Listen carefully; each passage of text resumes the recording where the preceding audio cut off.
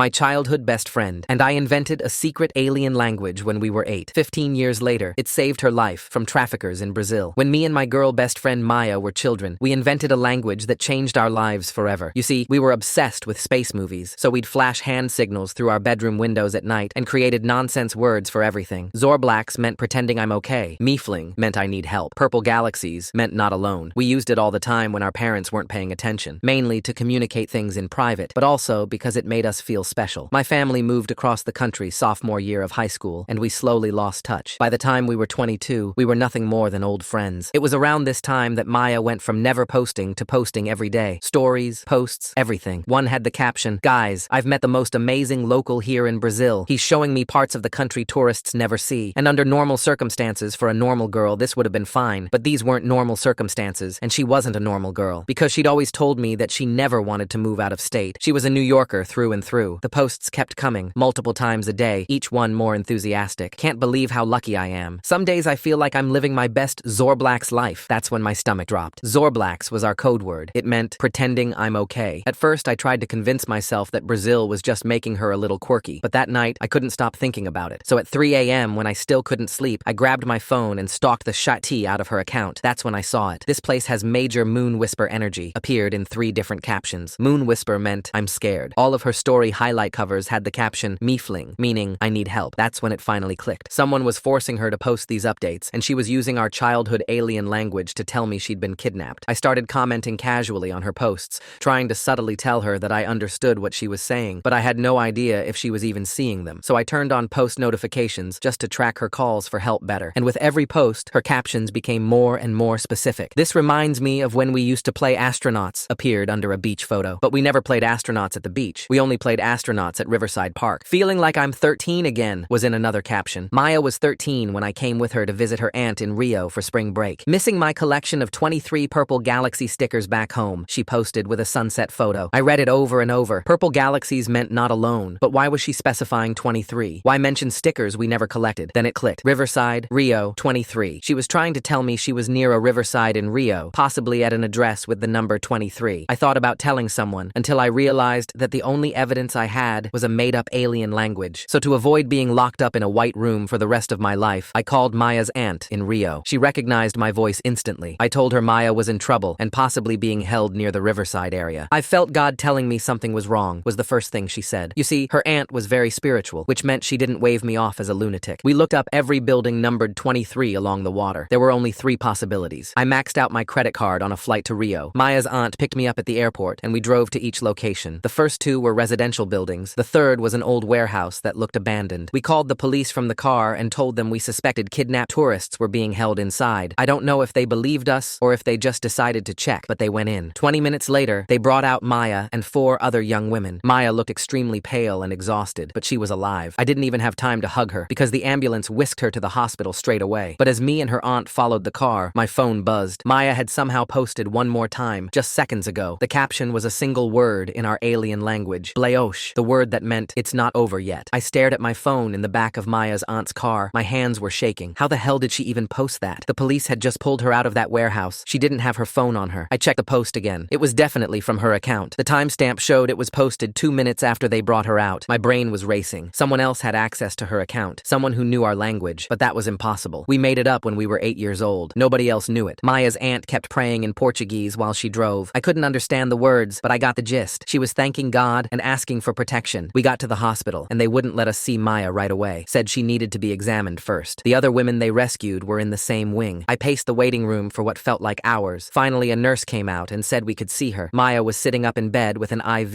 in her arm. She looked so small. The second she saw me, her eyes filled with tears. I ran over and hugged her tight. She whispered something in my ear that made my blood run cold. "They have my sister." I pulled back and looked at her. Maya didn't have a sister. She was an only child, always had been. I'd known her since we were 6. She gave me this look that said play along, so I nodded like I understood. The nurse was still in the room checking Maya's vitals. Maya kept talking about how worried she was about her sister, how she hoped her sister was okay. The nurse finally left, and Maya grabbed my hand. "They're listening," she mouthed silently. I looked around the room. It seemed normal, just a hospital room, but Maya kept squeezing my hand in a pattern. 3 short, 3 long, 3 short, SOS. I got out my phone and opened the notes app, typed out what's going on, and showed it to her. She took my phone and typed back, "The guy who took me has people everywhere. Hospital staff, police. He let us get rescued on purpose." My stomach dropped. I typed back, why? She typed for a long time. He runs a trafficking ring, uses tourists. When police get too close, he stages a rescue, makes it look like they saved everyone, but he keeps some girls hidden, uses them to control the ones who got out. I felt sick. Maya kept typing. He has my roommate from the warehouse. Said if I tell police anything real, he'll kill her. Said I have to go back to him in 48 hours or she dies. I wanted to scream. We just saved her and now she had to go back? Maya typed more. He knows about our language, has all my social media passwords, been watching my posts for months before he took me. That explained the Blaosh post. This guy was smart, too smart. Maya deleted everything she'd typed and handed my phone back. Then she said out loud that she was tired and needed rest. I got the hint. We couldn't talk freely here. I told her I'd come back tomorrow and left with her aunt. In the car, I tried to process everything. This wasn't over. Not even close. Some psycho had Maya's roommate and was using her as leverage. Maya had 48 hours before she had to go back to him, and he had people in the hospital and police force. We couldn't trust anyone. I asked Maya's aunt to drop me at my hotel. I needed to think, but when I got to my room, something felt off. My suitcase was in a different spot, just slightly, but I noticed. Someone had been in my room. I checked everything, but nothing was missing. That almost made it worse. They wanted me to know they'd been there. I deadbolted the door and shoved a chair under the handle. Then I sat on the bed and tried to figure out what to do. We had less than 2 days to save Maya's roommate and stop this guy, but we couldn't go to the police, couldn't trust the hospital. It was just me, Maya, and her aunt against some trafficking ring. I felt completely overwhelmed. My phone buzzed. A text from an unknown number. Stop interfering, or your friend pays the price. Then a photo. Maya's hospital room, taken from inside. Recent, because she was wearing the same hospital gown. These people were watching her right now. I wanted to throw my phone against the wall. Instead, I took a deep breath. Okay, think. What would Maya do? She'd already been smart enough to use our language to call for help. She'd found a way to communicate even when they were watching. I needed to be smart too. I texted back, I don't know what you're talking about. Playing dumb seemed safest. Another text came through. Leave Rio tomorrow or we have a problem. I stared at the message. They wanted me gone, which meant I was a threat to them somehow. Good. That meant we had a chance. I didn't sleep that night. Every noise in the hallway made me jump. The air conditioning unit rattled like someone trying to break in. Around 5 a.m. I gave up and started planning. If they wanted me gone, I'd make them think I was leaving. But I wasn't going anywhere without Maya. I booked a flight home for that afternoon, making sure to search for multiple options first, comparing prices loudly on the phone with a fake airline agent, really just dead air. Made sure to use the hotel Wi-Fi so they'd see it if they were monitoring. Then I packed my stuff loudly, making it obvious I was getting ready to leave. Slammed drawers, zipped suitcases with exaggerated force. But I also did something else. I messaged Maya's aunt and asked her to meet me at a cafe near the hospital, somewhere public, somewhere safe. She showed up looking exhausted, dark circles under her eyes that makeup couldn't hide. I could tell she hadn't slept either. Her hands shook as she lifted her coffee cup. I explained everything Maya had told me about the roommate and the 48-hour deadline. Her face went pale. She kept shaking her head and muttering prayers in Portuguese. Then she said something that surprised me. She knew a priest who helped trafficking victims, someone outside the system, someone we could trust. We met Father Carlos that morning at his church, a small stone building tucked between modern apartments. He was younger than I expected, maybe 40, with kind eyes and calloused hands. He listened to our story without interrupting, occasionally nodding or making notes in a small leather journal. When we finished, he nodded like none of this surprised him. He told us this wasn't the first time. The same group had been operating for years, moving like ghosts through Rio's underworld. They'd perfected their system, stage rescues to throw off police, keep leverage victims, rotate the girls between cities like merchandise. He said Maya's roommate was probably being held at a secondary location, somewhere the police didn't know about. The trafficking ring had several safe houses around Rio, scattered through favelas and industrial districts. Finding the right one would be nearly impossible, unless we had inside information, which we didn't. I felt hopeless again. We were running out of time and had no leads. The clock on the church wall seemed to mock us with each tick. Then Father Carlos said something that changed everything. He knew one of the girls who'd been rescued with Maya. She'd come to his church before, seeking sanctuary and solace. Maybe she'd seen or heard something useful. Her name was Ana. She was 19, from Colombia, with haunted eyes that looked much older. Father Carlos brought her to a back room of the church where we could talk privately. The room smelled of incense and old wood. She was terrified, flinching at every sound from the street, kept looking over her shoulder like someone might materialize from the shadows. But when we explained about Maya's roommate, her expression changed. She knew something. Ana told us the men had talked about a boat when they thought she was sleeping. Something about moving girls by water to avoid checkpoints. She'd heard them mention a marina through the thin walls of wherever they'd kept her. Marina de Gloria. Said they kept a yacht there for special cargo. My heart started racing. This was a real lead. But Ana also warned us, her voice dropping to barely a whisper. The man who ran everything was brutal. She'd seen what he did to girls who tried to escape. The screams still haunted her dreams. We couldn't just show up at the marina. We needed a plan, and we needed help. Real help. Not from police who might be compromised. Father Carlos made some calls on an old rotary phone that looked like it belonged in a museum. He had contacts, former military guys who now did private security, men who'd helped him before with trafficking victims. They agreed to check out the marina, just surveillance at first, see if the yacht was there, look for any signs of the operation. I went back to my my hotel to keep up appearances, made a big show of checking out, arguing with the desk clerk about the bill, demanding to speak to a manager, loaded my suitcase into a taxi with exaggerated difficulty. But instead of going to the airport, I had the driver take me to a different hotel across town, a dingy place that rented by the hour but asked no questions. Paid cash, registered under a fake name I'd seen in a movie once. If they were tracking me, maybe this would buy us time. That afternoon, Father Carlos called. His guys had found the yacht, a 60-footer called Paradise Dreams. The irony wasn't lost on me. They'd watched it for hours from different vantage points, saw men coming and going, young women being brought aboard under cover of darkness, never saw them leave. This had to be where they were keeping Maya's roommate. We met at the church again to plan. The late afternoon sun cast long shadows through stained glass windows. Father Carlos's security contacts, two guys named Rafael and Diego, laid out the situation. Rafael was tall and lean with military bearing. Diego was shorter, stockier, with scars that suggested a violent past. The yacht was in a secured part of the marina, guards at the gate checking IDs, cameras everywhere. Getting in would be tough. Getting out with a hostage would be tougher, but we didn't have a choice. The clock was ticking. Maya had less than 24 hours before her deadline. If we didn't get her roommate back, she'd have to return to these monsters. That wasn't happening. Not on my watch. Rafael had an idea. The marina had a restaurant that overlooked the docks, public access. We could get in there, scope out the yacht, maybe find a way to approach by water. It was risky, but better than trying to storm the gates like some action movie. That evening, I put on my nicest dress, a black number I'd packed for a fancy dinner that now seemed like a lifetime ago, and went to the marina restaurant with Diego. We pretended to be a couple on a date, got a table by the window with a clear view of the yacht. The maitre d' seemed suspicious, but a generous tip smoothed things over. I could see men on deck, big guys, definitely security. The boat was lit up like a Christmas tree, no way to approach without being seen. Then I noticed something. Every hour or so, the guards would go inside, shift change maybe, or just a break. But for about 10 minutes, the deck would be empty. It wasn't much, but it was something. I texted Rafael what I'd observed, trying to look like I was just checking Instagram. He said it might be enough. The plan was insane. Wait for the guard change. Have Rafael approach by water in a small boat. Board the yacht during the 10-minute window. Find the girls. Get them out before anyone noticed. So many things could go wrong, but we were out of options. We decided to move that night. Waiting longer just increased the chances of them moving the girls somewhere else. I wanted to go with Rafael, but everyone voted me down. Said I'd just be in the way. They were probably right. I didn't know how to fight or handle weapons. My job was to wait at the church with Father Carlos and Maya's aunt. Those were the longest hours of my life. We sat in the church office, praying and checking our phones every 2 minutes. The old clock on the wall ticked so loudly it felt like a countdown. Rafael was supposed to text when they had the girls. Midnight came and went. Nothing. 12:30. Still nothing. I was starting to panic. Finally, at 1 a.m., my phone buzzed. But it wasn't from Rafael. It was from the unknown number again. Nice try. Your friend has 6 hours to return or her roommate dies. My heart sank. They knew. Somehow they knew about our rescue attempt. 2 minutes later, Rafael called. They'd gotten aboard the yacht, but it was empty. No girls, no guards, nothing. Just the lingering smell of perfume and fear. It had been a trap. Or maybe they'd moved everyone when they realized we were onto them. Either way, we'd failed. I felt sick. We'd made things worse. Now they knew we were actively working against them. They'd be more careful. Maybe hurt Maya's roommate to prove a point. I wanted to scream. Father Carlos tried to comfort me, but I was beyond comfort. Then Maya's aunt said something that made me think. She asked why they gave Maya 6 more hours. Why not just call the roommate immediately? Why give us another deadline? It didn't make sense unless they needed Maya for something